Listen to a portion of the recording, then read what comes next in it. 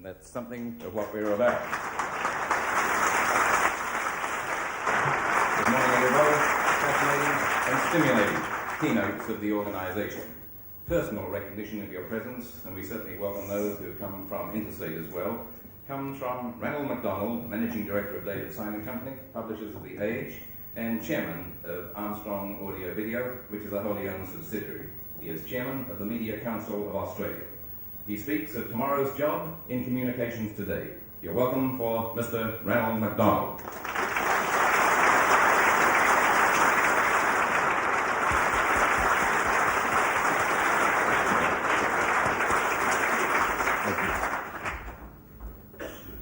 Thank you, Tony. Ladies and gentlemen, unlike Malcolm Fraser the other day in Parliament, I know how long I've got to speak, because I was given instructions that I should speak for about 3 minutes, 2 minutes, or 1 minute if possible. When a company is planning to expand or diversify, the old adage that look before you leap usually comes up. I believe in the more positive approach, and that is leap after looking. And if I may follow through with that point, Armstrong Audio Video is the result of both looking and then leaping. The lookers, and this started just 2 years ago, were Ted Conant, who you'll hear later today, Bob Fine, and Philip Adams.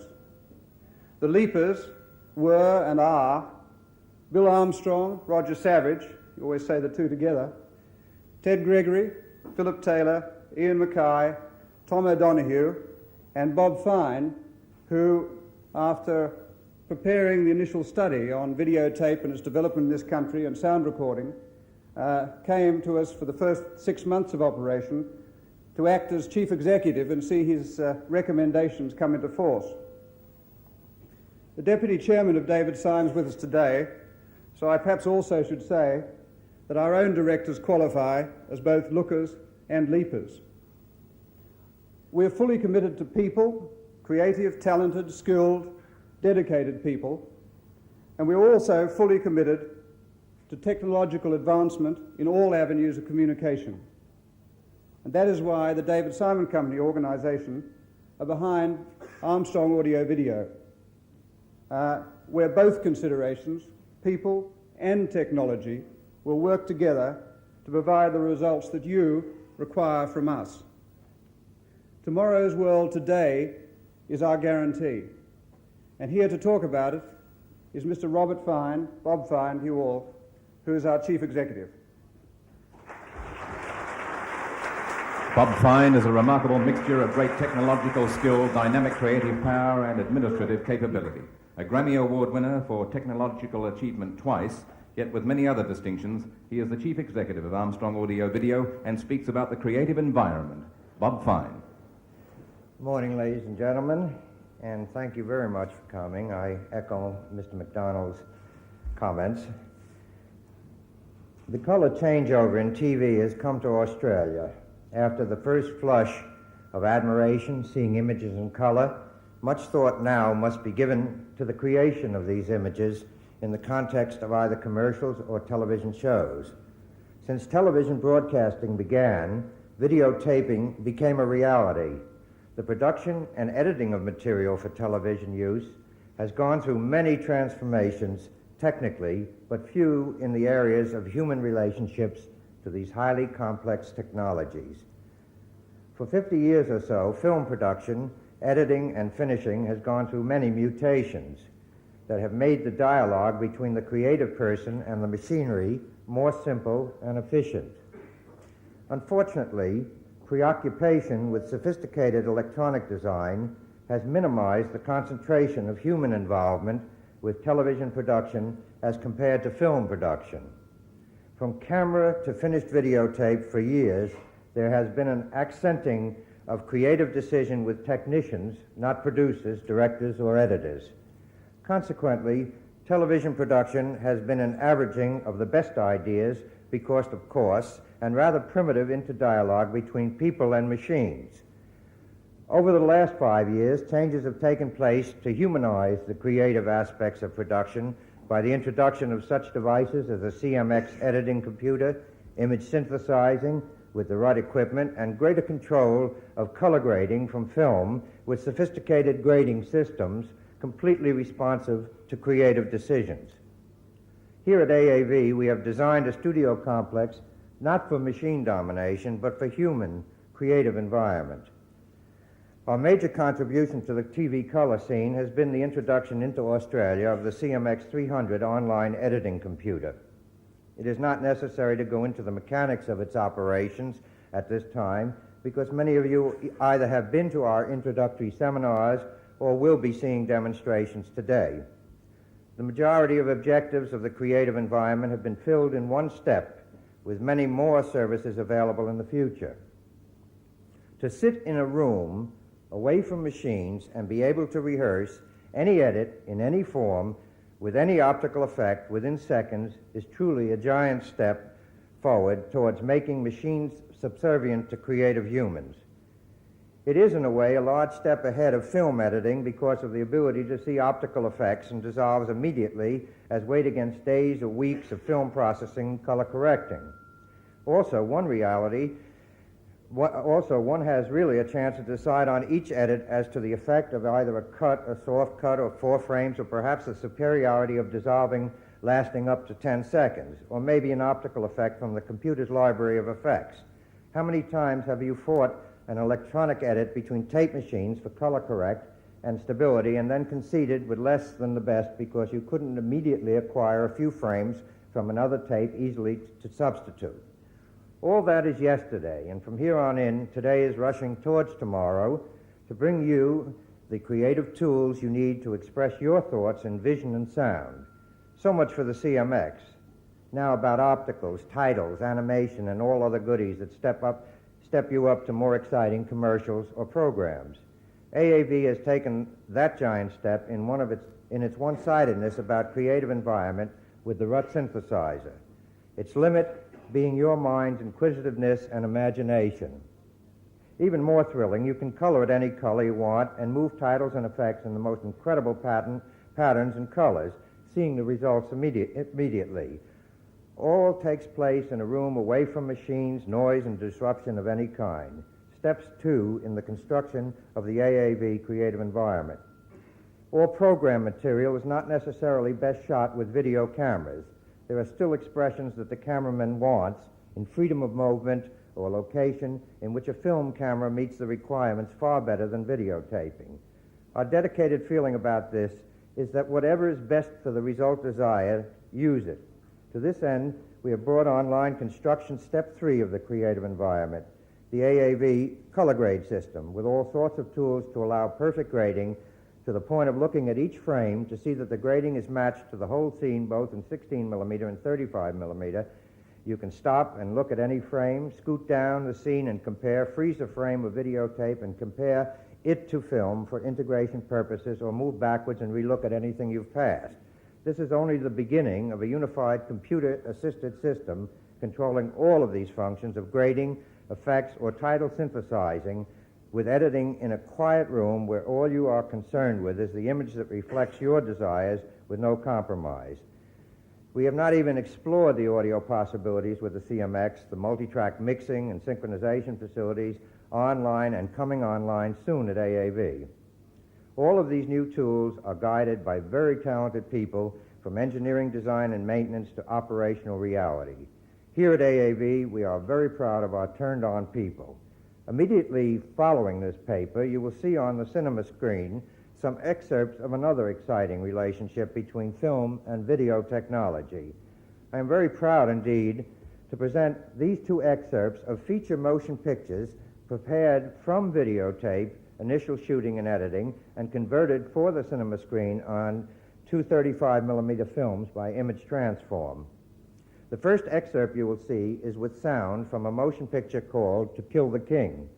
Following this, there is a small scene excerpt test from a motion picture entitled The Invisible Man, which is a remake of the very famous technical triumph in film effects of 1930s.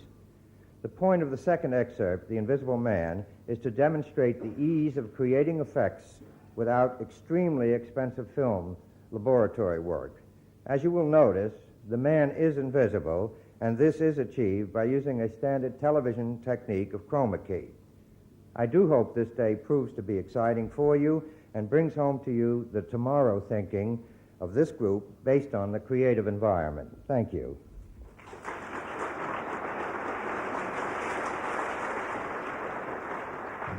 Camera 2, start on the way. Zoom in on the rock.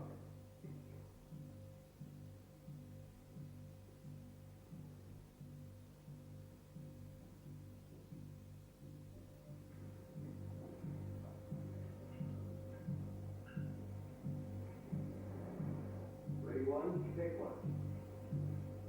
Camera 1, zoom in. Check your lens, one.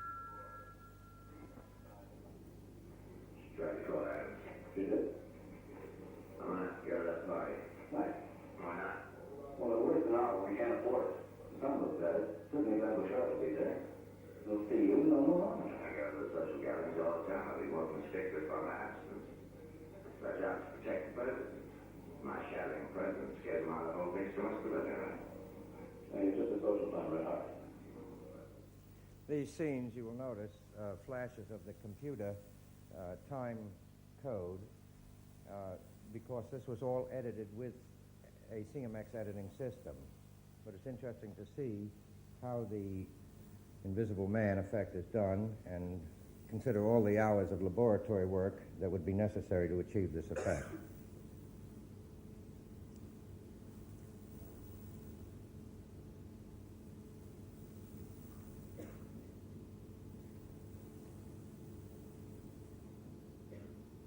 Thank you very much. Mr. Bob Fine speaking of the creative environment.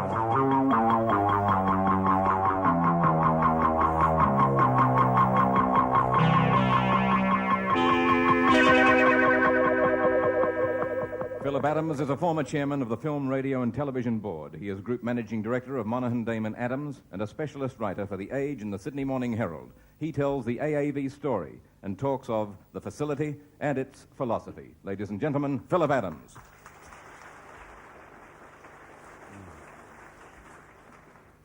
First of all, I must apologise for not being here in person today. But Brian and I are in New York buying Ogilvy and Mather. However, thanks to AAV satellite, which is in synchronous orbit over Dudley Flats, I'm here as a stereoscopic hologram. And I'm here in spirit to pay tribute to my dear old friend Bill Armstrong, who made all this and a lot more possible. Because AAV had its genesis in a funny little company called Magnasound that Bill established 21 years ago. For a while, Magnasound recorded nothing but losses, but instead of taking no for an answer like any reasonable person, he battled on with his buyer, making progress and, more importantly, making a lot of friends. He was soon joined by a young engineer from England called Roger Savage, who'd recorded some of the Rolling Stones' first hits, and later by Philip Webster, a producer with a rare gift for radio tracks. And before long, it really seemed that almost every significant music track and voice track and soundtrack was being taped in Bill's tiny studio. It was where Johnny Farnham and Olivia Newton-John cut their first tracks and their musical teeth, with producers like Johnny Farrow and David Mackay, now among the top producers in the pop world, began their careers. Where people like the Easy Beats, Brian Cadd, Cat Stevens and even Stefan Grappelli recorded. Long a centre for the fledgling film industry, and we Australian filmmakers owe Bill a great debt, Armstrong's recorded music for Australia's first 3 international features, The Odd Bedfellows of Barry Mackenzie, Alvin Purple and Don Quixote.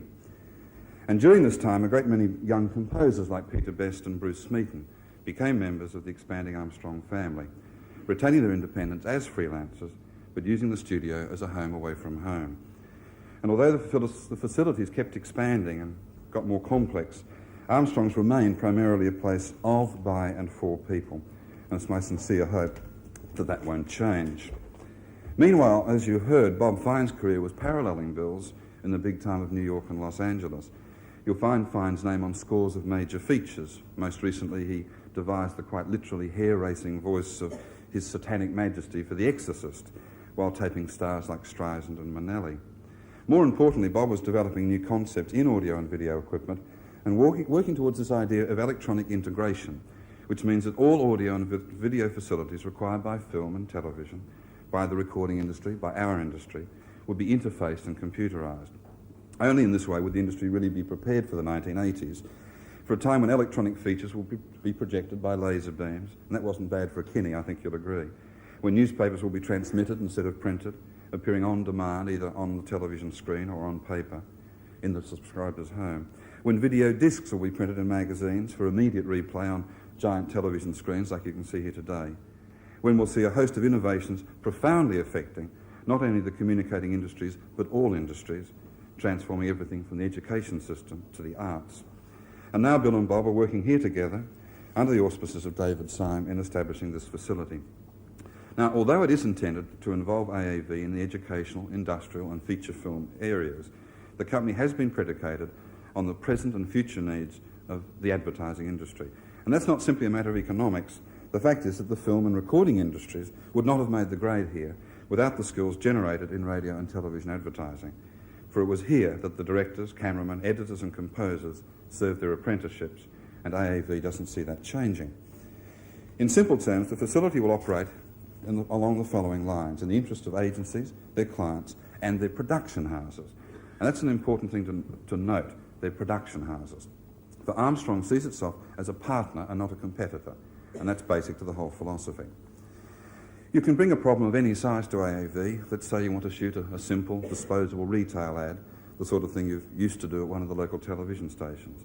In this case, AAV will be happy to do the job from go to woe, quoting, booking talent, organising graphics and sets, taping on location or in their studios. They'll organise official approval and dispatch. And although AAV is fully staffed in every phase of production, they'll call on a talent pool of appropriate freelancers and outsiders to ensure a high standard job. Meanwhile, we agencies can have the degree of involvement we want. We can leave it entirely to AAV, or we can roll up our sleeves and participate every inch of the way. And very soon we'll be offered a method of editing commercials, retail or otherwise, in our own office on simple cassette machines. The dubs we use will be computer coded so that your rough cut can be brought to AAV and instantly copied by the computer on the big RCA or Ampex machines, when it will be simply a matter of fine-tuning. But if your job requires a higher level of technical or creative expertise, the production procedures will be decidedly different. First of all, AAV will not produce such a commercial itself. It exists as a facility, not as a production house. So it will involve one of the many talented studios or freelancers that are working in cooperation. We've all been conscious over the years that the creative product of videotape has often lacked artistry and style and looked pretty dreadful. They looked as though they'd been made by men in white coats, and of course that's what the truth of the matter was. So right from the outset, AAV determined to involve the film industry in their plans, to collaborate with the best directors and cameramen and editors. Already a number of Australia's most talented people have made world study tours under AAV's auspices, people like Fred Skepsey, John Dixon, Johnny Walker, cameramen like Keith Wagstaff and Ian Baker, editors like Ray Daly and Les Luxford. And there are many other talented Australians ready to collaborate with AAV and you on any project. So AAV gives you a choice of directors, of cameramen, of editors, of composers. It gives you the choice of shooting on videotape or film. The entire job can be taped here, on location anywhere in Australia, taped overseas and sent back for post-production via satellite. But if you or Fred Skepsey or John Dixon or Graham Jennings or anyone else you nominate elects to shoot on film, that's fine with AAV. In either case, all material will be videotaped for editing and post-production because, as Bob's pointed out, the advantages are quite enormous. Now, apart from the CMX system giving the remarkable flexibility that Bob's discussed, it does allow you to find the takes you want at remarkable speed and can show you that variety of possible cuts. It can make subtle adjustments to soundtracks, advancing them backwards and forwards a frame or a foot, and it does so instantly and effortlessly. As well, you'll be seeing later demonstrations of Steve Rutt's amazing synthesizer. He looks like a left bank intellectual from Paris, but he is in fact a remarkable boffin. Now, AAV will have looked to a situation where your film house cameraman will act as director of photography, even on a video shoot, so as to ensure film quality lighting and composition. The AAV technicians will work as operators, and the same backup is available for every other aspect of the operation. AAV will be happy to provide facilities from casting to carpentry, or to work with your film house in your usual way. Now, I've long argued the advantages of shooting commercials on video. Apart from the speed up of post-production, you can see what you're getting on the floor, you can see the quality of colour, the compositions on the video monitors. The directors, the actors and everybody involved can watch instant replays to check on delivery, on diction, on movement. And AAV can organise a running edit so that the OK takes are roughly cut for assessment by the end of your session. But there's another way in which you might like to work with AAV, a method in which it operates as a finishing house. In the USA, it's become customary for film houses to quote to double head stage only. From this point, a finishing house takes over, doing all the polishing and post-production. It adds the opticals and the graphics, organises approvals and dispatch. Now, using this system, an agency works with the production house in the traditional manner. The commercial is shot on film, edited on film. It's only when the client has approved the fine cut that AAV is involved. The advantages to the film company are that the time-consuming problems with labs are eliminated and they're free to get on to their next production. The advantages to the client and to the agency are that the post-production is faster and more efficient, while stations receive the commercial on colour-corrected tapes. And obviously, for agencies employing a finishing house in this way, there are benefits through economies of scale. So there are the guiding principles for AAV, the principles of choice. We do want to work with freelance directors, cameramen and editors, as well as with fully integrated film houses. Only in this way, I believe, will the dreaded video look be finally buried. In the past, other operations have tried to bypass the film industry, ignoring its skills and its experience. But at AAV, the plan is to build on the film industry, to work with it in the advancing of standards. Bill, when you and I started working together 20 years ago, it was in the dying days of acetate recording and you were still fiddling around with wire. I remember that tape was something of a novelty. Then in rapid succession came videotape, video discs, microwave, satellite links, Moog synthesizers, 16-track sound, and all sorts of amazing developments, including a few you'll be seeing today. So God bless AAV and all who sail in it. And I hope very much that it never loses the spirit of cooperation that the Armstrong name has come to mean, even if it does take the little bugger 2 years to fix my amplifier. And now for something completely different. This is a little effort by John Dixon of Cambridge Films, and I don't quite know what it's meant to communicate, but I looked at it this morning, and judging by the central character, it's a tribute to John Singleton. Thank you.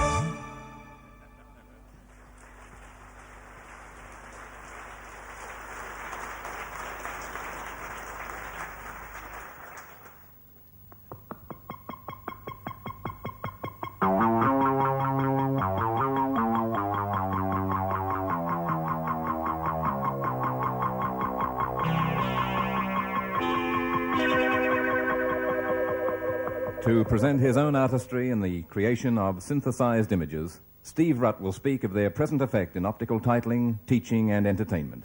From Greenwich Village, New York City, and here especially for this occasion, Steve Rutt. Thank you. One of the purposes of my trip is to help promote Greenwich Village as the technology capital of the world. And it's hard to speak about a visual effect, and I've prepared a 4.5-hour tape which will run in a few minutes. But before I do, I'd like to sort of clarify some thoughts that people have had about the synthesizer. In fact, you can output tobacco in one end and get a cigarette commercial at the other. We're working on that. We haven't as yet developed it. But what it mainly does is animate graphics. All the graphics that we've seen here this morning were produced on the synthesizer, in fact, in the last few days. And it gives us a tremendous advantage over film animation in that respect. The tape which we're about to see, it contains some various excerpts from children's programs, TV commercials, an example of some backgrounds, and examples of titling. It was produced essentially in New York at facilities of the public broadcasting station there, which is our Channel 13. They were, to a great degree, responsible for the development of the equipment, because the original machine was essentially funded as a result of a grant we received through them, and it was originally developed in their studios, and was since, of course, found that it does have commercial applications. As a result of that, it's been brought over here and is the first machine of its kind in Australia. So if we're ready with the tape, we can put that up right now, and we'll take a look and see what the actual effects are. This is a pear shape.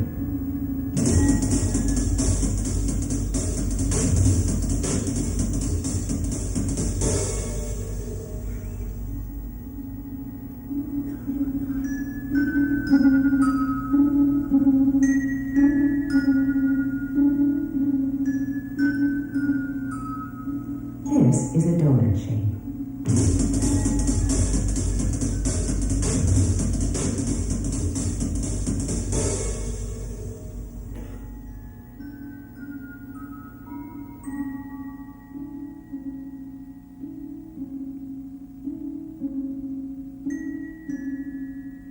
And you call these people shapes.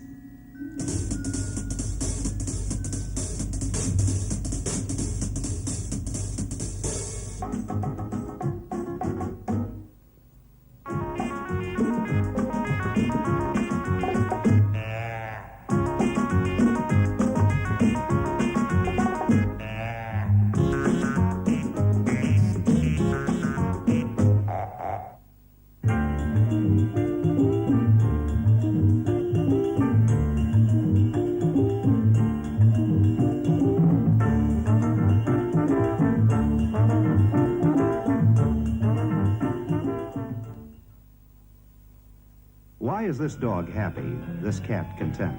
Because they're protected under the Heart's no-flea guarantee.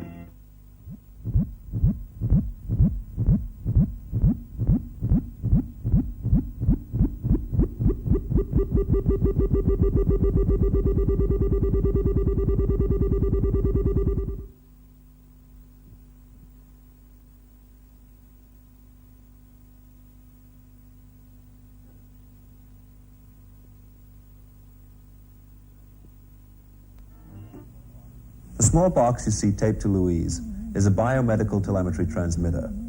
It is monitoring her heartbeat and sending the signal to the video equipment.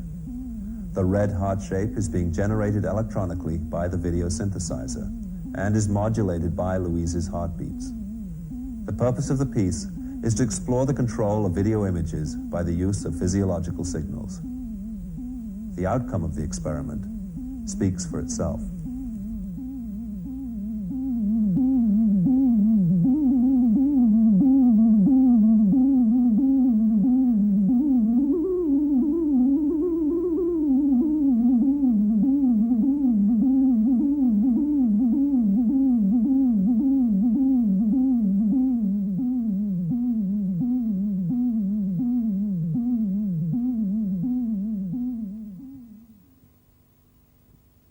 We had thank you. We had another segment to that last portion, but they wouldn't let me run it. One of the analogies that we often make about this device is that the video synthesizer is to images what the essentially Moog synthesizer is to audio, and in many respects this is true because you can take either graphics or nothing at all, in fact, and generate various forms of abstract images and even not abstract images from the device.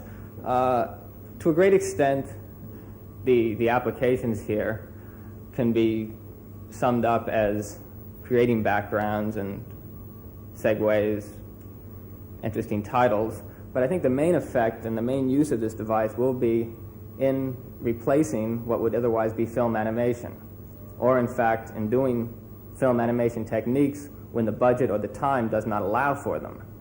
The device enables still graphics such as titles and logos to be animated in many ways. We can control, aside from the normal animation stand functions such as the horizontal and vertical position on the screen and the size and the color, we can control the shape, which is a new area which prior to this could only be done with simple cell animation techniques.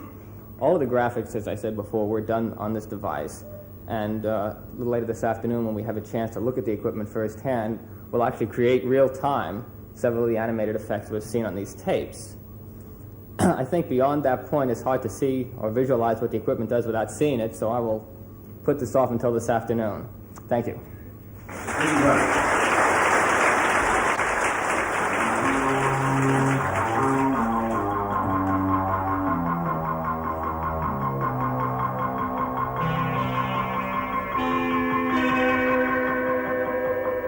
A man of many distinctions, Theodore Conant was associated with Harvard University's Graduate School of Education. He has been concerned with experimental electronic information retrieval and video display systems, machine-assisted instructional systems, and technologies combining sight and sound in new ways. Theodore Conant of Schroeder Technology, also here, especially for this day.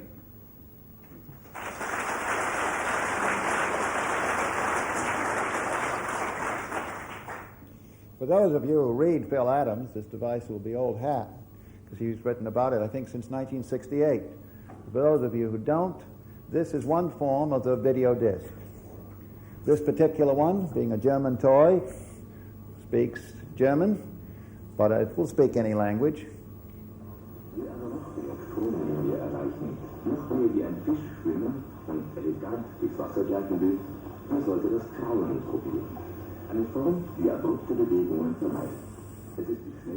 Well, that will give you the idea, and as you can see, it's a viable device. It's on sale now in German department stores, and you can get movies, what the Germans call the wet dream record, the lot.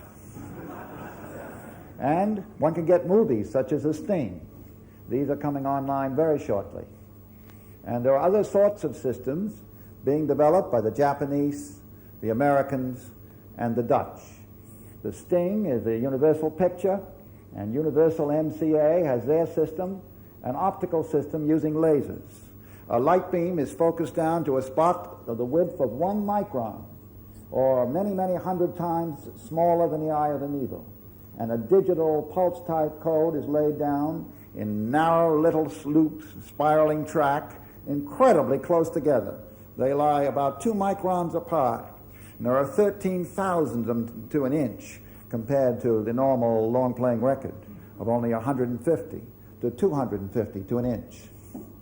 And this MCA DiscoVision Philips device is slated to be on the market in about 2 years. And by the 1980s, all of us future file types reckon it will be $1 billion industry.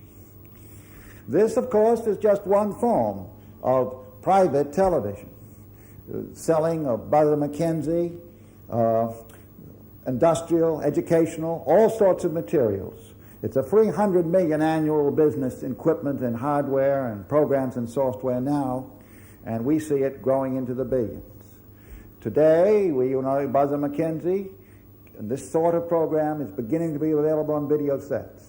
Tomorrow, the video disc. A private television industry is emerging in the developed nations of the world and is beginning now to be talked about even in the underdeveloped.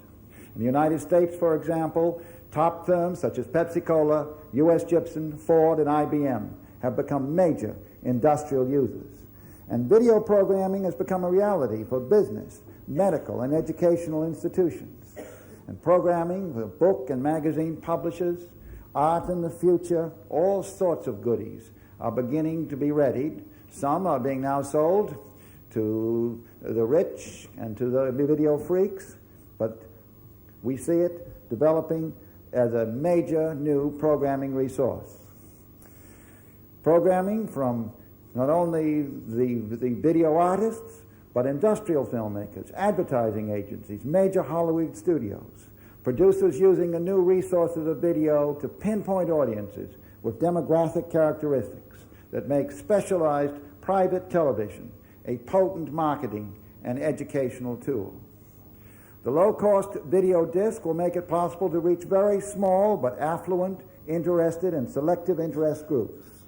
The ability to tie together these communities of interest and communicate with them, as Phil has pointed out, is a unique feature of the video disc medium. The medium is different and will be even more different, more akin to print in the potential to involve the viewer and in the variety of products it will create. And cable television is finally beginning to get off the ground, even in the big cities. During the last 5 years, scores of CATV programming companies have been emerging, and their products are not only being seen in New York and San Diego, but in the hundreds of smaller communities in Canada and the United States. Network cable television, interconnected by satellite, is beginning to take the computer television concept first pioneered in small hotel installations into suburban communities throughout the country. A possible billion-dollar pay television network in 10 years.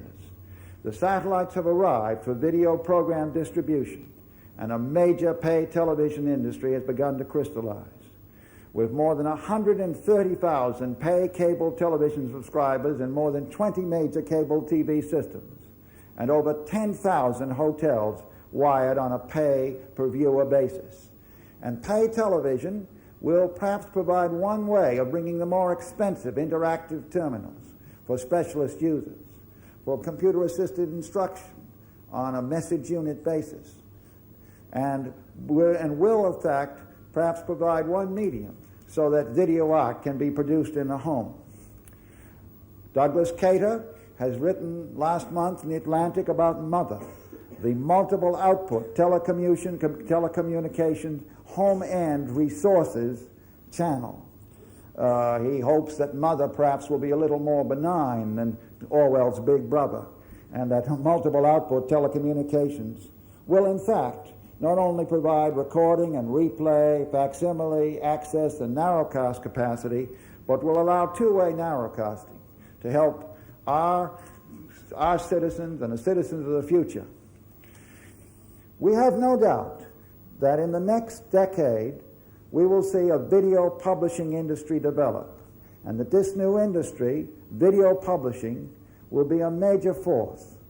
It is a new business of selecting, producing, and in some cases marketing, entertainment, information, or education in a video format. It is quite clear that the new industry is on a rapid growth curve regardless of the delivery system which is used to transmit the final product, and that large amounts of new programming will be required for this new private television field.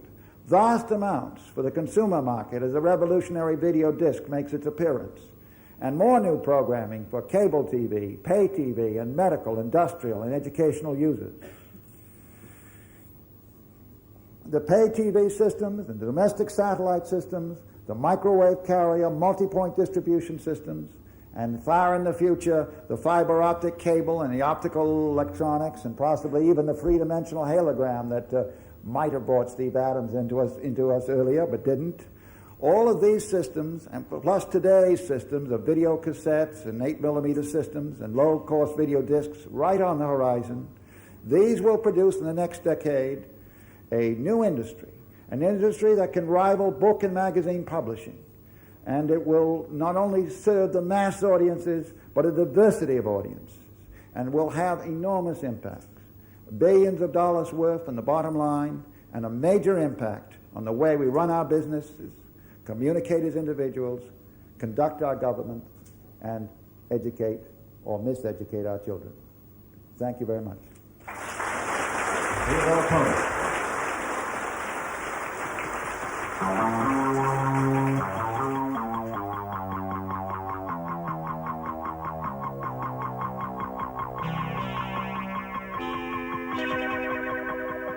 Sound Awards winner Street Remley has flown in for our Corporate Day presentation and discusses radio commercials today and tomorrow and asks, what's on your mind?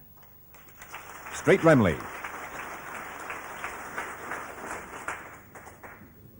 Thank you, Tony. You've probably, most of you or many of you, heard of voice reading machines. As I understand it, they act on voice commands, responding to a limited number of commands. However, I'm told in one experiment, an attempt was made to translate an English passage into Russian. The passage was, the spirit is strong, but the flesh is weak. And it came out of the machine, the vodka's fine, but the meat's off. It's really about all I can say in reaction to this overwhelming amount of technology that's been thrown at me today. I first heard about today's program some weeks ago while in the middle of a rather hectic recording session at Pepper Studios in Adelaide. We were in the final stages of mixing some radio commercials, specifically some fairly insane things for the Adelaide Advertiser, in which I played a sort of conductor for a sort of human chorus of motorbikes. An interstate call came in, and as far as I can remember, the situation and the conversation went something like this. Right, German motorbike owners, all together, please. Eins, zwei, drei. Sloppy. Again, please. Eins, zwei, drei. Good. Now, English bikes, enunciate, please. Street, telephone. Telephone, huh? Shit, yeah, hello. Phil Street. Phil Street. I don't know anybody named Phil Street. Phil Street. Oh, Phil Street. Oh, Phil Webster. How are you, Phil? Good, mate. Really good. Good on you, yes. Hey, listen, Street. On Yeah. June 3rd, we're throwing a big show at AAV. Let's speak up, Phil. I'm mixing. Well, the DSO is responsible for the whole thing. Yes, your DS. We'll be presenting our new AV stuff. Yeah. The VTR was the EMT and the ARG. VNT. The CMX was the SMPTE coding, which can also be called the ECO coding. And we want you to handle the radio, right? Radio. Oh, yes, I do radio. So you'll come on right after we introduce the VTR with the CMX, the DUG, OPTRO, MIC. Nice talking to you, Phil, there in Melbourne. See you. Yeah. Obviously, Armstrong wanted me to do some radio spots for Alphabet Spaghetti. Phil and I have been in communications our entire adult lives, and we're old friends, but there was some problem understanding. Then about the time I was actually mustering courage to eat a can of the stuff, a writer must be thoroughly into his product, a confirming letter came in. No radio commercials, instead a 10-minute talk on radio commercials. So I next discussed Phil's brief with Jim Berenson, a very fine actor, as you may know, and a good friend, while we were on a flight from Adelaide to Melbourne. Actually, we weren't on a flight from Adelaide to Melbourne, but Phil Webster takes great pride in his interior of a jet plane sound effect, so we recorded a bit that way. So your cue, Phil, the white noise, please.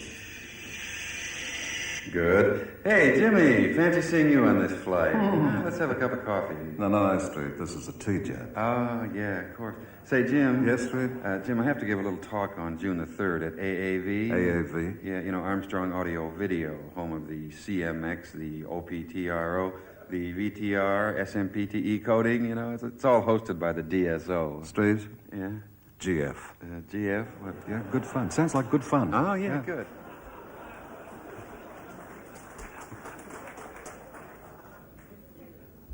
I don't think you heard of that. What Jim actually said was, it's good fun, Stuart.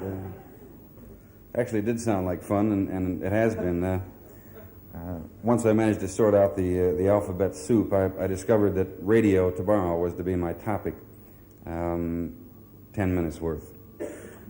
Usually in these talks, a radio guy plays a whole lot of commercials that he did yesterday, which somehow doesn't seem appropriate to tomorrow, nor do the opinions of just one man in the field seem appropriate.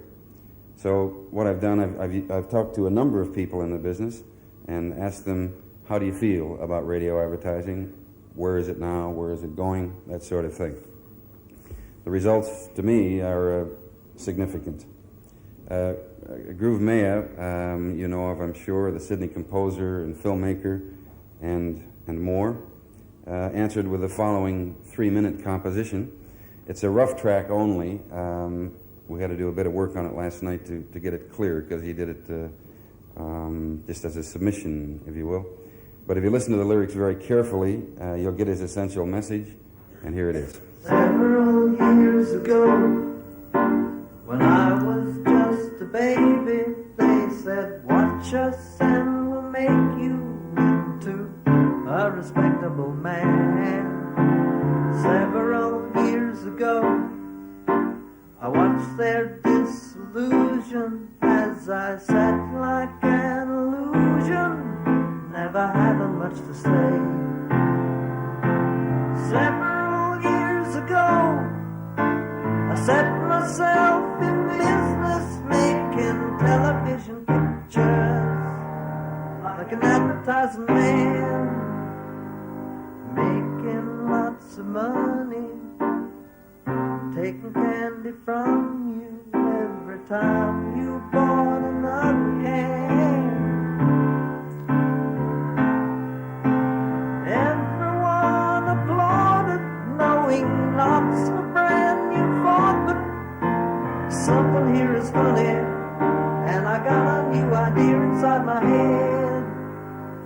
Making ads and high-level bombing seem to have so much in common, 'cause you never see the people that you kill.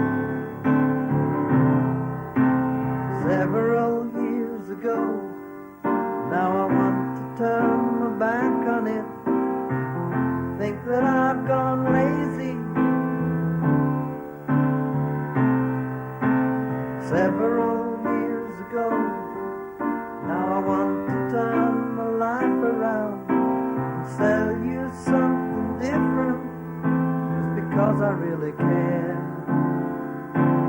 Several years ago, my wife thinks I'm crazy, and her doctor wants to send me to a psychiatric man to psych me back to normal, into something much more formal, and they'll never let me speak to you again. So I wrote out a few pages for them, the great man of the ages for them, hoping to explain it's only eccentricities. And as I wrote about them all, I learned one thing about them all. They were crazy as a pig in shit by the time that they died. Several years ago, in fact it is today, I realize why.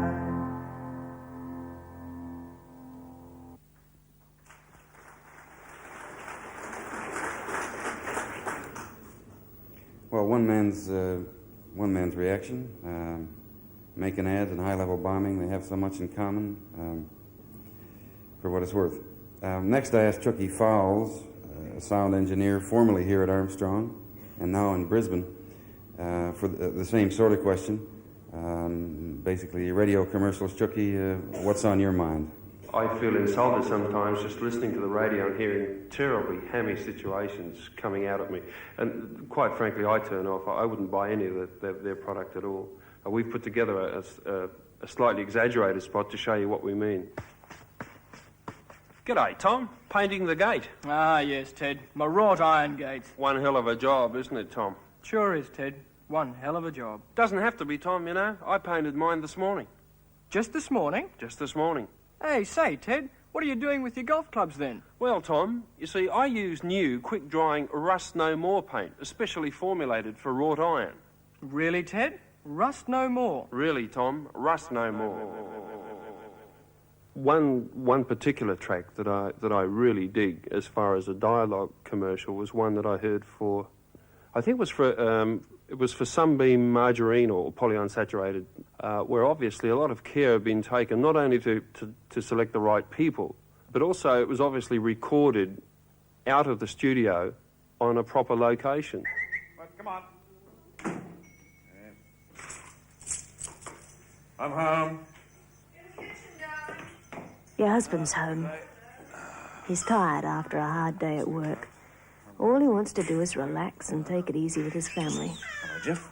Hi, boy. What happened to your head, huh? Between work and his family, he doesn't get much time for anything else. He doesn't get much exercise either. Would you mind getting me a drink, please, love? So you have to help him look after his health. One little way you can help is to serve him a polyunsaturated margarine. Sunbeam. A new polyunsaturated margarine made with pure sunflower oil, with a creamy taste he'll like. Sunbeam costs a little more, but what price can you put on your husband's health? Sunbeam polyunsaturated margarine. To your health. What's on TV tonight? Nothing good.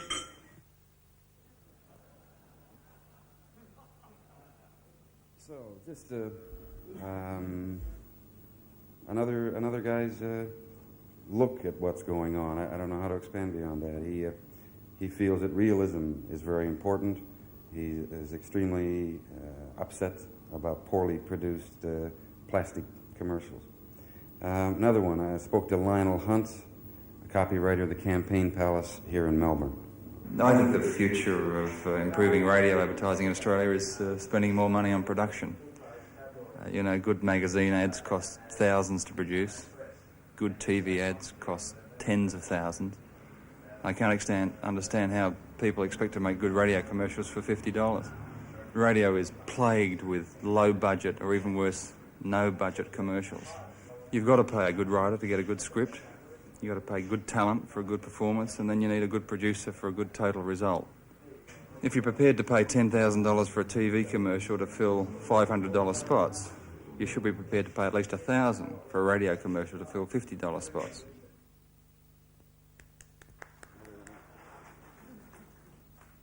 Righto. Then I managed to get Phil Webster and Doug Davies, Armstrong's engineers extraordinaire, on mic together, and it went like this. Well, you guys work with people every day here in the studio. What's on your mind? Well, the agencies have had good equipment at the professional recording studios for many years now. They should know what's there. Mm-hmm. But now... And how to use it. And how to use it, right. They've got to communicate with the guys, us, here at the studio. That's what it's all about. And extract from us new techniques or little things that haven't been done in the past.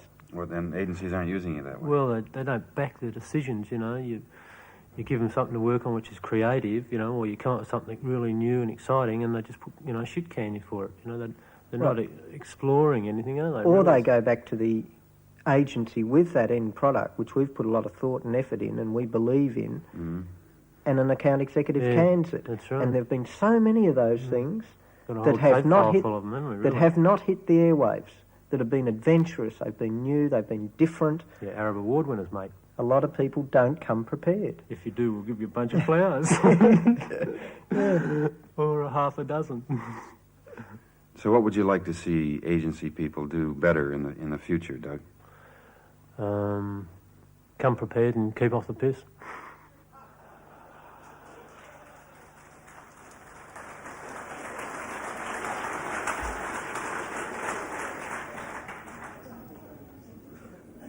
Righto. Fairly harsh critics the medium has these days.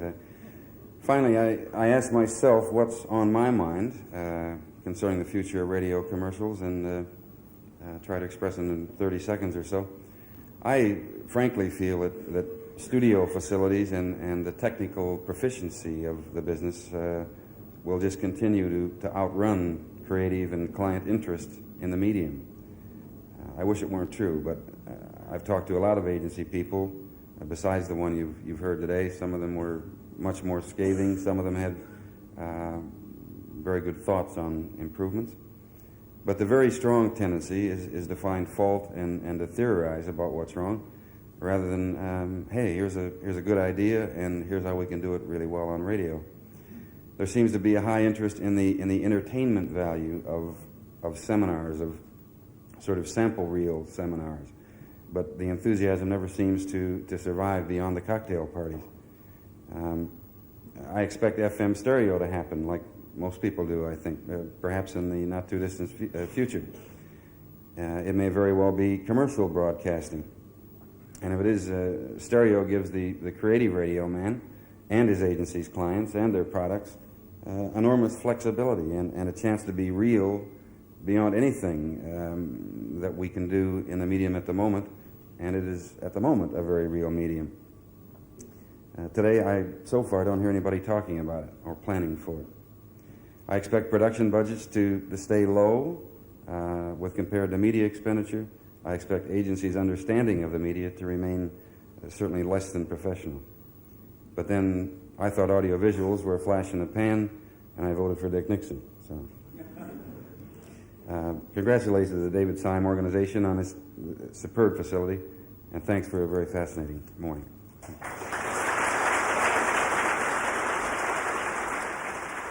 Mr. Wembley, thank you. Already Philip Adams has spoken feelingly of the AAV story, and in particular of the person who started it all off. In terms of work accomplished, it might seem like 100 years ago, but in fact it was only 10. We didn't even know, because of the pressures upon him overseas in his research work there, which is a continuing thing, that he would even be here today, but he made it with 24 hours to spare. Just back from overseas, Bill Armstrong.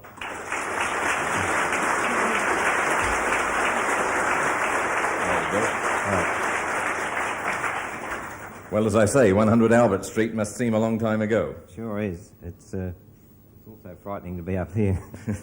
It's better on the other side of the microphone. And what was it like on the other side of the world? Tell us about that. Well, very good, but coming back here and looking at what we've got and what's over there, we're up with everything that's going on in the world. And in fact, with Optro, one of the companies that are involved with us now, technically we're as advanced, and sometimes little things that we've got they haven't got. So you confirm that the innovations over there are readily available here? Yes. Mm-hmm. Would you care to tell of some of the special things you saw while you were away? Well, that's a bit difficult in a short time, but I visited studios in New York and Los Angeles and London, and at the new setups in Abbey Road, where Olivia Newton-John was doing a new album with John Farrar, who used to work with us. Mm-hmm. The main thing I can just say, without going into details, all the gadgets and things that they have, we have, and the technology of that's existing there, we're right up with it. And with frequent trips from Roger Savage and myself and other engineers, we're well ahead of what's going on. Now, the business as a whole has undergone, an extraordinary revolution, and this particular business is, in keeping with that, done likewise. Now, how did you feel about the takeover? Were you concerned about it? Well, fortunately, I've had the pleasure of meeting Randall MacDonald with Philip Adams on a number of occasions, and then it was quite over a time that we discussed the takeover, or polite way, acquisition.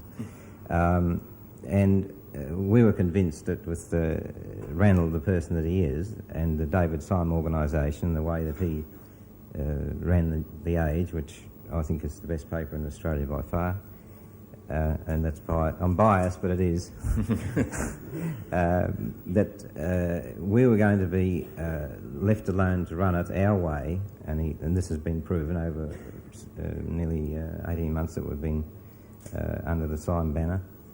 And Roger Savage and myself have been able to act freely as we did before, and the Age or the Syme organisation has added into what we've already had, all their expertise and know-how of management, finance, and particularly Randall's vision into the electronics media and where it's going, and a company that grew so fast as my own could not have possibly financed itself to go any further. So we're really on a stage 2, and I don't feel at all like I feel like I'm still working for myself. And it's really tremendous to work for Ranald. Everyone in the company is right behind him, as people were right behind me.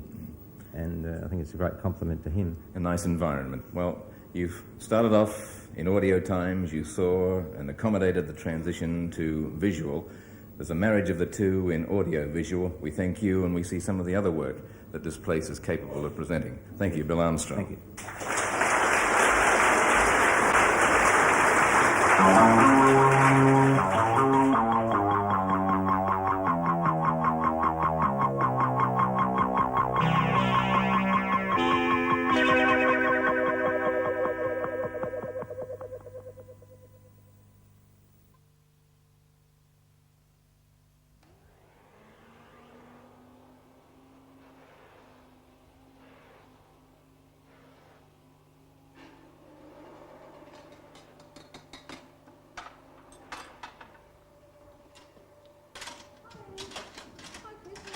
Good morning, Armstrong Audio Video.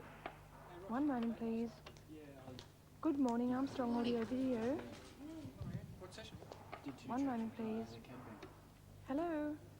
Yes? Yes, it is. I'm sorry, I couldn't hear you before. Do I look it?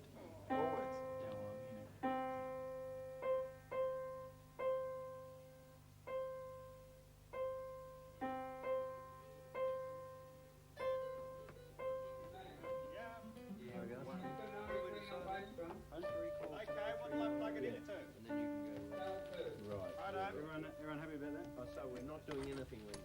No. And 55 on snare. Thank you. Okay. Plug it in channel 4. So you're adding one. 1, 2, 1, 2,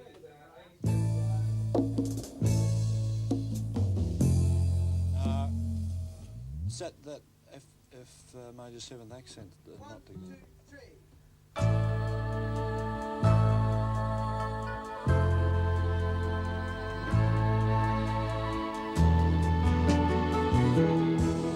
They haven't been there like you. You could show them a world that is new, like Schweppes. The taste of the big, wide, wonderful world. Chocolate and waffle filled with marshmallow cream. There's a lot of polypop and going on, going on. On the shining sea, lying in the golden sun, listening to a band nobody ever heard of, sipping on Bacardi rum. La la la, Bacardi rum. La, la, la. That was my fault then, sorry. Oh, we're the men from mighty News, and we're fighting on your side. We're making war on prices, and we'll stem the rising tide. We'll shoot them down. Drop a pig and knob of butter on a hot potato. Dump it on the crumpet, oh, it really is a nice. Drop a big and knob of butter on a cob of yellow corn. Butter has the goodness of the golden sunshine. Think of winter nights we spend together, feeling all the warm while we weather the storm. Winter can go on and on forever. No, we don't really mind. Bruce Charles, what day have you got? 24th of April. Yeah. 2513. Yeah. Andrew? So together we can feel the warmth. Yeah, I do. Would you take your toms one by one right from the top?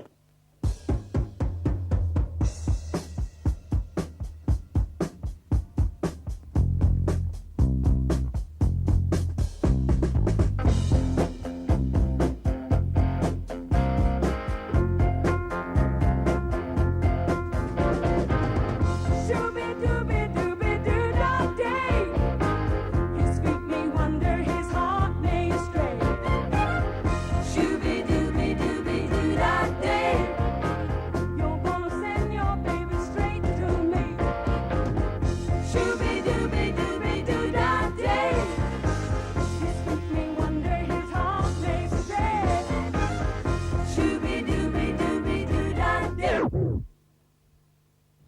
just stop it there. You're just a smidge off mic. Why don't we play that back to him? I'd like to hear that word special. Yeah, just a sec, buddy. Play it back for you. Don't play it back, because the word special is not live still. On that word, you've got the super coming up. Have you? Yes, special, yes. Special and the price, isn't it? Yeah, special and the price. White was one T. White was one T. Yeah. Aren't you having something? Coffee. Ladies. Coffee we got here, but tea we got ordered. 2 hours. How many tracks are there? 2 by 60-second TV tracks, right? And what's the product? The voice up here for Miss Leggy LaRue. She could have a slight accent, maybe Swedish or something. That you want me to book and we've for got a it? lady who can do that beautifully and hasn't been used before. Just Okay, an fine. actress who Well, came it's in 11 and o'clock we tomorrow. auditioned her. Will you We've got require her here, so I'll let music you or hear sound her effects voice. for it? And I think the young boy's voice. Crack an egg while they're down. The Great Egg Bonanza's on from now until October 19. The Victorian Egg Board, sorry, Matt. Weird, isn't it? You're comparing his voice with the mixed track that's on air. Now that track is equalised, that voice is equalised to suit telly. He won't sound that. Listen to the inflections, I think, and the lightness rather than the voice quality at this stage. Could I have a 1/4-inch dub? Just the music? Just the music? This is for book copying. One way to get them up again. Millimetre. And next. Do you know what In the radio, I'd like to hear it really, really low. Yeah. Okay. And Almost not there. Those I'll just get stuck in your biscuits while you're Al, can you talk to Malcolm? He wants some sound effects for a session tomorrow afternoon. Okay? G'day, mate. How you going?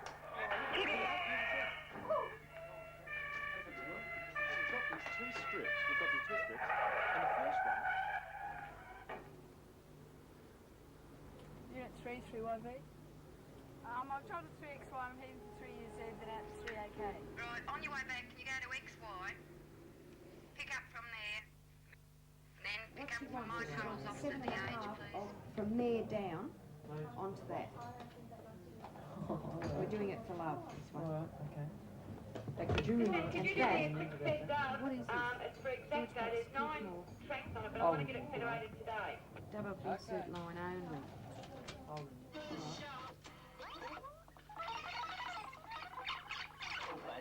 Oh, Cheryl, it's Wolver. Can you place an order for me, please? We need 2 small heaters and a planet lamp. Now, this is urgent. Yes, and give us the order number too, so I can send someone out.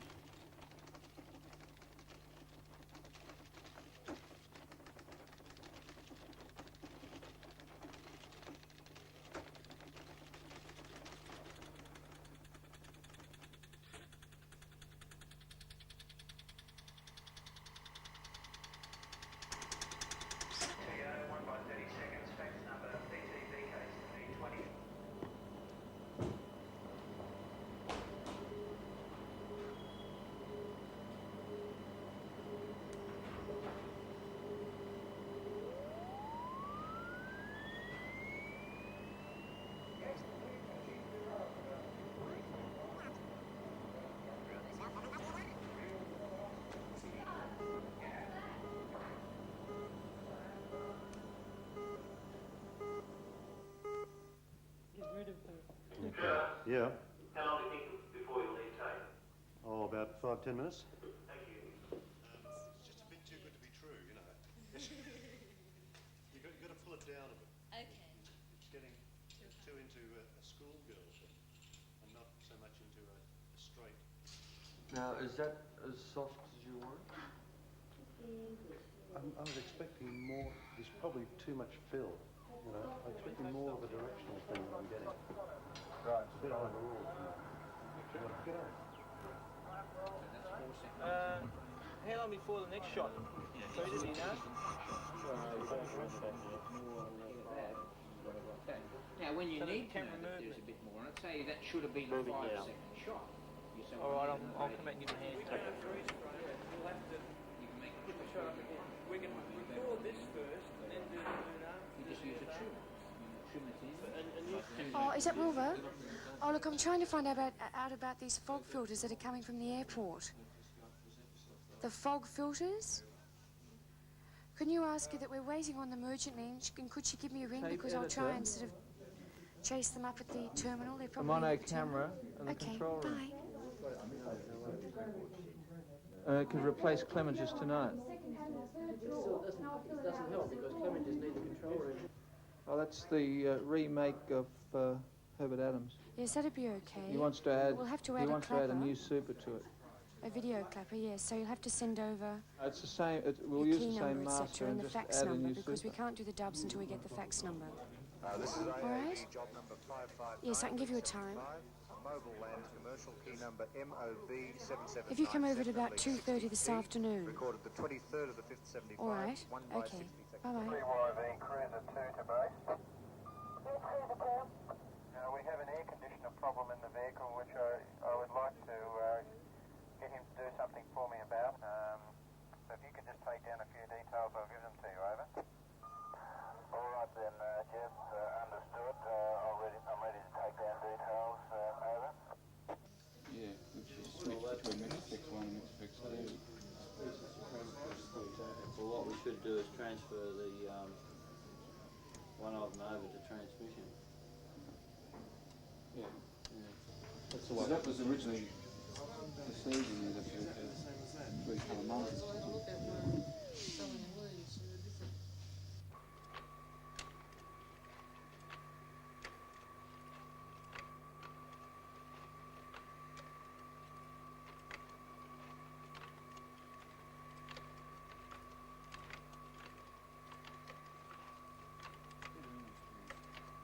Well, I'm after someone in reference to mounting some slides. Yes, not cardboard, if we can, in glass mounts. About 500.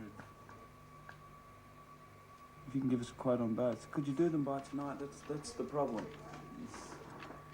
Well, they've got to go to Sydney at 7 o'clock on 7 o'clock flight. Yeah. Have you got an automatic machine that does it? Well, I need a definite answer on it because I have to have them done. So I'll send them straight to you, Bob. Well, I'll have them around in a couple of minutes for you. Okay, bye.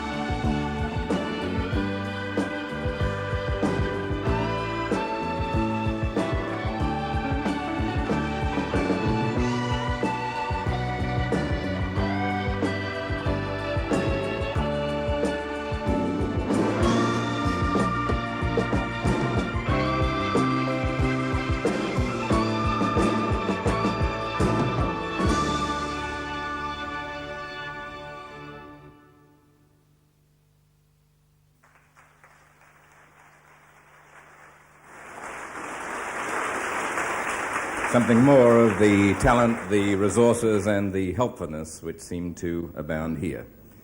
Speaking of help, the organization would certainly like to recognize the Philips organization for the carriage of video pictures on these K9s. They're distributed throughout the building, and these banks here were most effective. Thank you to Philips. And thank you for attending our morning session. Now, might we just make you acquainted with what happens from here? Luncheon will be served in the rooms outside. There's a meeting room adjoining this, and then the room where you had coffee this morning, where you can meet informally with the speakers, particularly our overseas visitors, and personally, therefore, address any questions that you have to them. They'll be happy and, in fact, keen to accommodate you. The tours of the building, where discrete groups will be on tour to see all the facilities and have things explained to them at their leisure, will occur at 2 o'clock, and we'll be starting with the red group. Now, when the Sydney influx arrived by plane this morning and the bus loads arrived, we weren't able to process you with your name tags as quickly as we'd have wished. Anywhere between now and 2 o'clock, if you'd report to the mezzanine area, that matter will be fixed up without further ado. Right, that's the end of the morning session. We'll ask you now to move, as time pleases you, to the adjoining rooms. Thank you.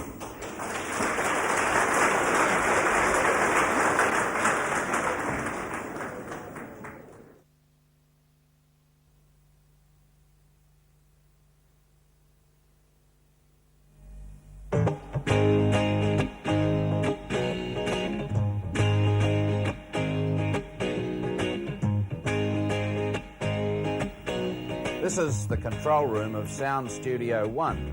It's the largest in a complex of 5 in Australia's most sophisticated sound recording studio.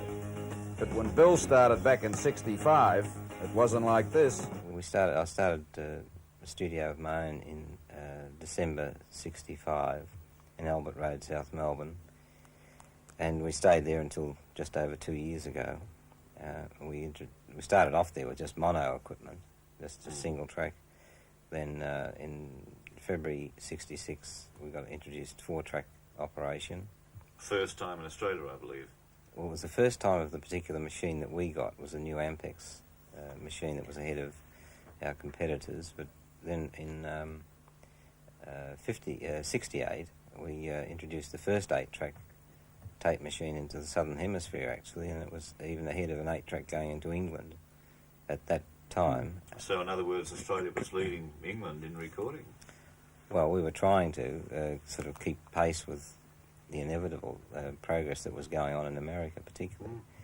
And it was just 3 years ago that we introduced the first 16-track into Australia. Bill, can you tell me a little of some of the international artists who've recorded here at the Armstrong Studios? Well, because the obvious one at the moment that comes to mind, and most recently, was Cat Stevens, who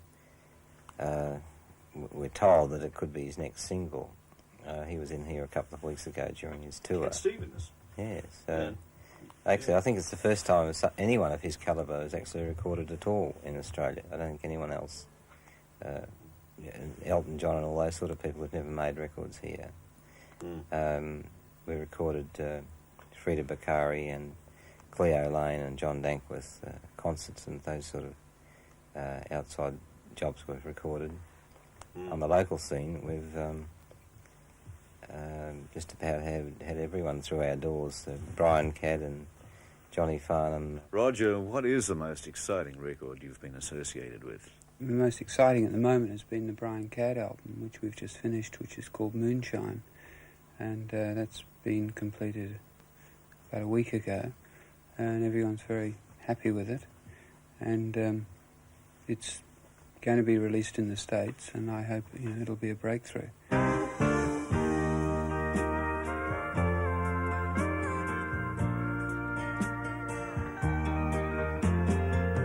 Moonlight and roses are the going thing. Champagne, a little love, and a wedding ring. But every time she leaves, it's gonna break your heart. It's happened before, don't come to me, I don't want no part. Let go, it ain't worth it if it hurts you.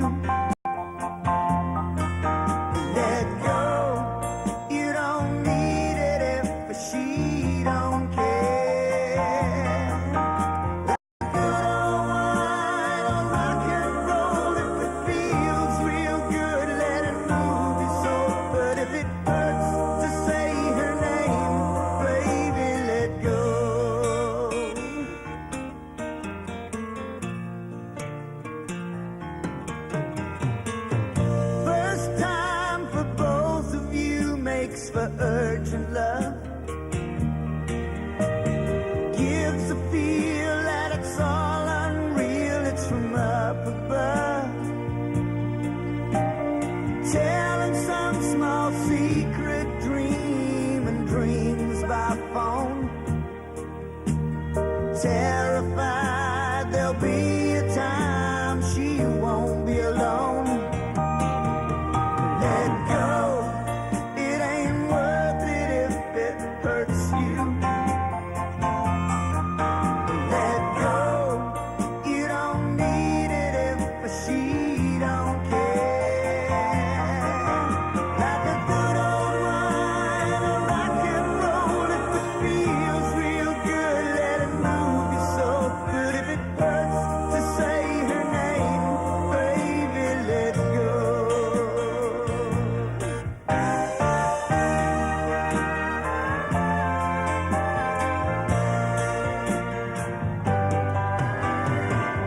Walk away, leave well alone, you know you should. To be in love has as much that's bad as it has its good. To counsel friends ain't wise, but you sure need to see. You should know that before you she did the same to me. Tell ya, let go, it ain't worth it if it hurts you. Let go, you don't need it if she don't care. Like a good wine, rock and roll, if it feels real good, let it move your soul. But if it hurts to say her name, baby, let go. Like a good wine, rock and roll, if it feels real good, let it move your soul. But if it hurts to say her name, baby, let go. But if it hurts to say her name, baby, let go. But if it hurts to say her name, baby, let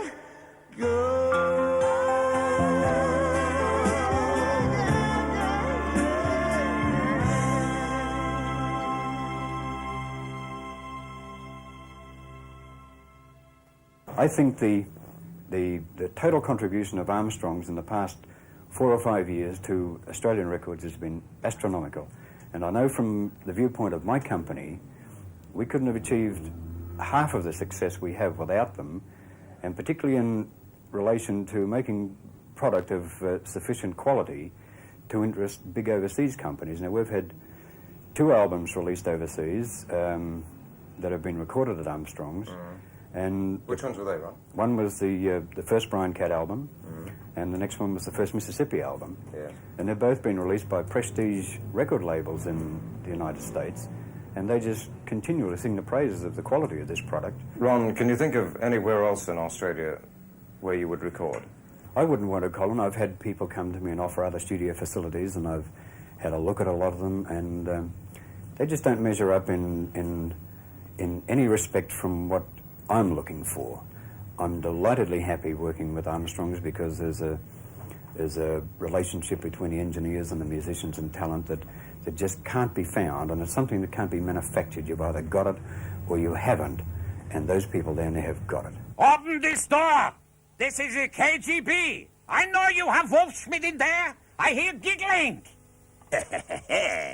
Just as I thought. Wolfschmidt vodka. It makes the party. Wolfschmidt vodka. The people's drink. Yes, my darling. Kenneth Gerald Barton at your service.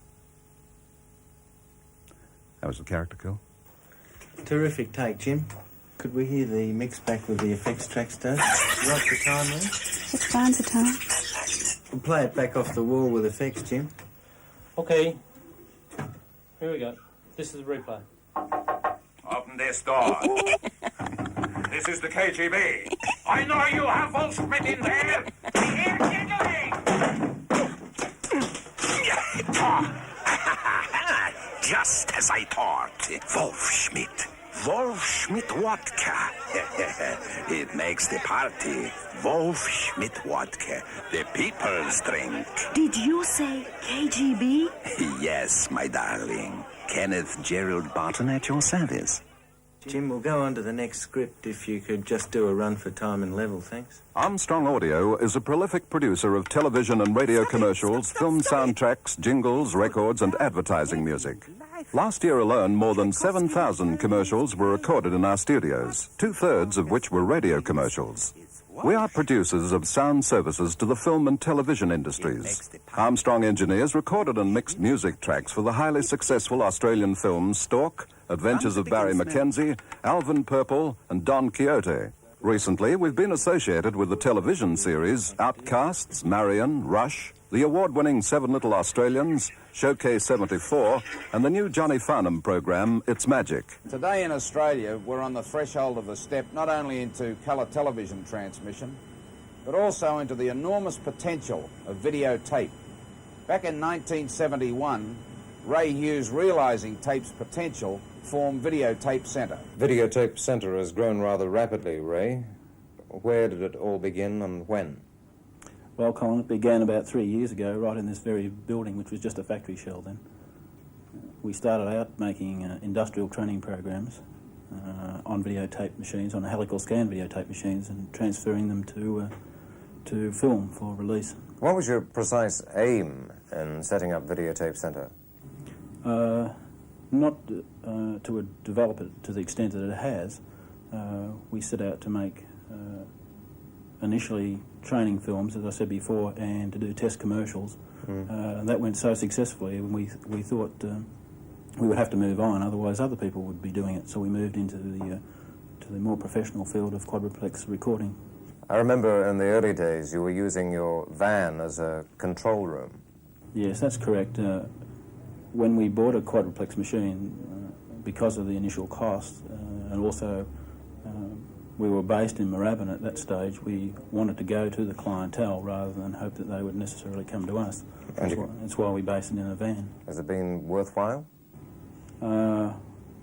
Now, really the possibilities are unlimited in just about any direction you want to go, particularly with the David Syme participation, in the industry. I think it can be very exciting, particularly with things like video cassettes, cable television, and the facilities like we've already got with good quadruplex editing facilities, post-production facilities. All commercials are now shot in colour at no additional cost to the client. In recent months, Videotape Centre has produced commercials for some of the largest companies in Australia. David Keyes opens the door. On this year's latest fashion knitwear, it opens on a sunburst of colour and a riot of new style, plus famous David Keyes quality. Open the door to a whole new fashionable view with David Keyes and pure new wool. Introducing Scary Crow and Lionhearted. Put on a puppet show with show-offs and amaze your friends. No strings attached, you can make them do tricks at the twist of a wrist. Come on, Scary Crow, give us a wave. And a big smile, too. They can even do somersaults in their own show-off style. Boy, look at Lionhearted dance. We've got them in a trance. And you know, anyone can be a puppeteer with show-offs from Mattel.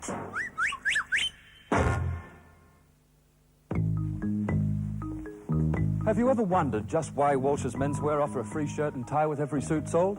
Well, the answer's quite simple. Walsh's are out to make new friends, and to get new business too. So they need a special offer that will appeal to you. An honest offer. Look at these Walsh's suits. Only the best. Names like Anthony Squires, Sackville, Eagle and Freeze. Come in and try Walsh's free shirt and tie offer soon. You'll be surprised till you see it, Walsh's. After much research and planning, the video division will soon move to new studios at Armstrong Audio Video at 180 Bank Street in South Melbourne. The new video complex houses 3 studios, the largest being 70 by 40 feet with a grid height of 23 feet. Wardrobe, makeup, dressing rooms and prop storage areas are sited close to all studios. The central technical area contains audio and video control rooms, editing suites, the latest videotape recorders, video disc and 35 and 16mm telecine, together with color correction equipment.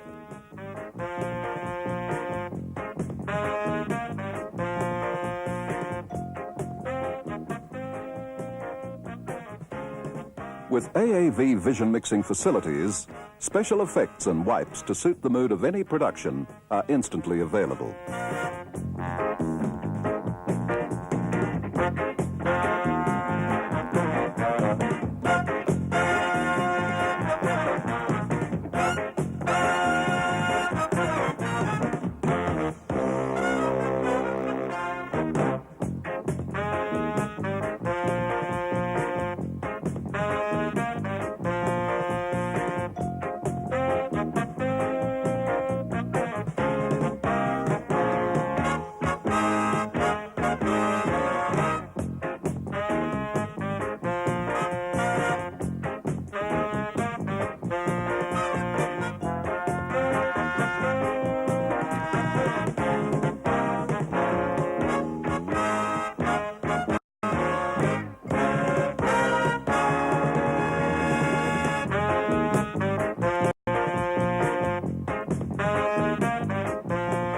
Customer service has not been overlooked.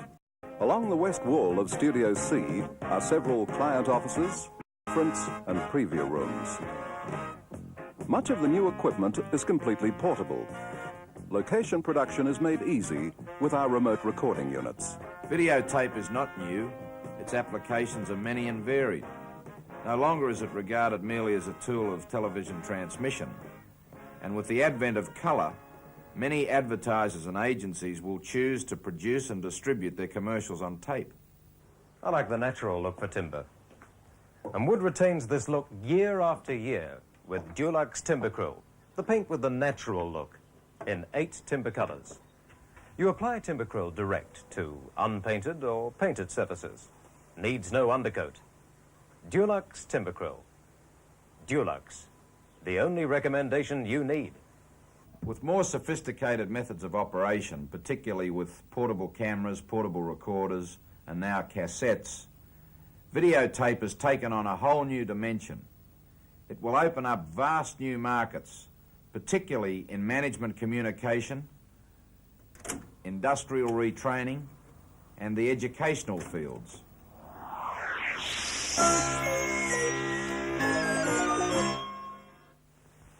The angles at which surfaces intersect are determined by the pull of surfaces.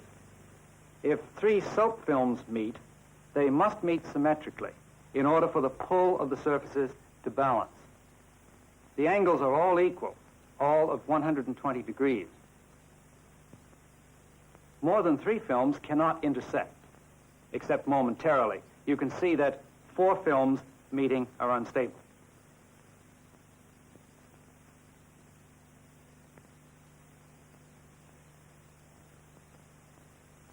Armstrong Audio Video is tied by coaxial cable into the PMG National Communications Grid. Thus, we're able to originate live program material for any major television station in Australia. Satellite transmissions from any part of the world can be piped direct into our video recorders. The games of the 20th Olympiad, Munich, 1972.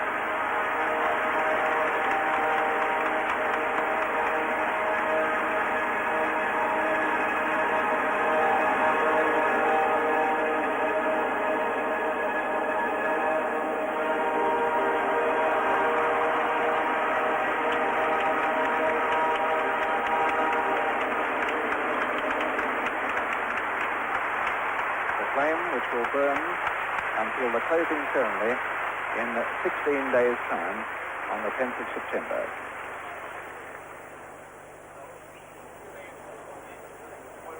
And they're both coming, meeting together in the middle of the arena flying right over the heads of the athletes who are crowded there, moving away from the acrylic glass roof and up into the sky, and going right over the Scotsman Hill we mentioned on the far side, where thousands and thousands of people are looking down into this arena. And the doves. And look at these shots, television pictures that are going right round the world.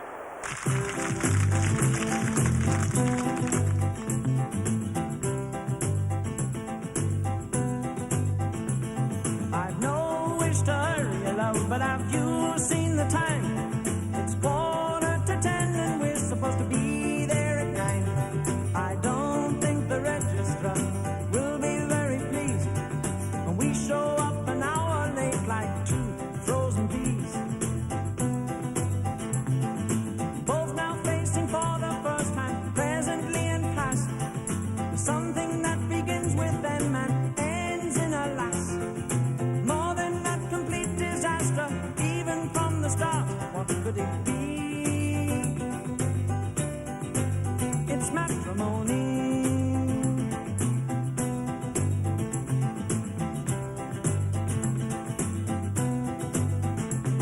I know how you dreamt about when walk down the aisle, but think of the money we'll save and you'll see it's worthwhile. It won't please our mums and dads, but they don't even know. Besides, if they did, what's the bet? They wouldn't even go. No, no. You and me are all that matters. Disregard the rest. Trust your soon-to-be old man. He knows what is best. Very shortly now, there's gonna be an answer from you and one from me. That's matrimony. Oh, I'm truly grateful for the little things in life that have made me so glad. Every other hour that I spend with you is not in the least bit sad. Quite the opposite, in fact, and if you don't believe me, here's the proof. Ask me if I, and I'll say I do.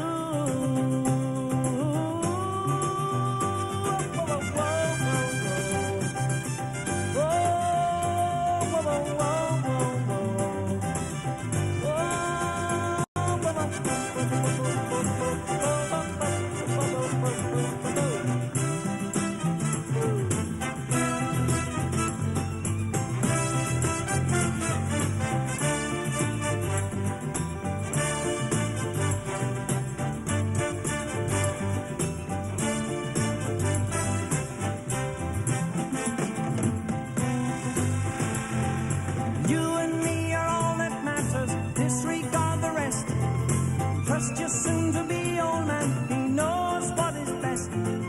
Very shortly now, there's gonna be an answer from you and one from me. That's matrimony. Marriage, the joining together of two people, for better or for worse, till death them do part. Ole.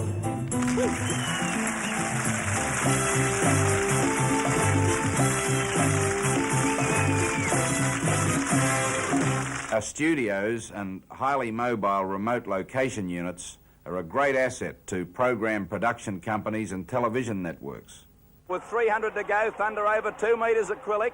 2 metres to Affler, who's running on better than any of them. Thunder over led, however, 2 metres acrylic, who's not finding much from Affler. Thunder over kicked clear into the straight by 4 metres. Affler out after it, but Thunder over clear, holding Affler at bay as they near the line. Thunder over's too good, wins it by a metre to Affler. Third placing editorial from Stanfield Globe, acrylic.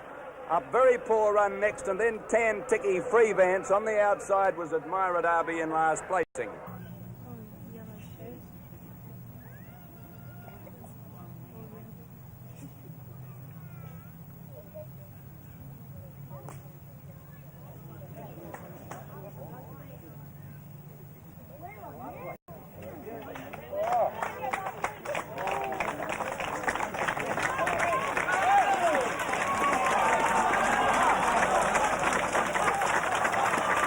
and Eleuthera was getting a run right through along the inside when Admiring took the other four off the track. Anybody's race now. Eleuthera got right through along the rails to join them, but out wide Eleanor's the danger. Eleanora raced up now to Eleuthera, and Eleanora goes to the front, and it's all over bar the shouting. Eleanora starting to streak right away and will win very easily from Eleuthera. Third Petty Sessions.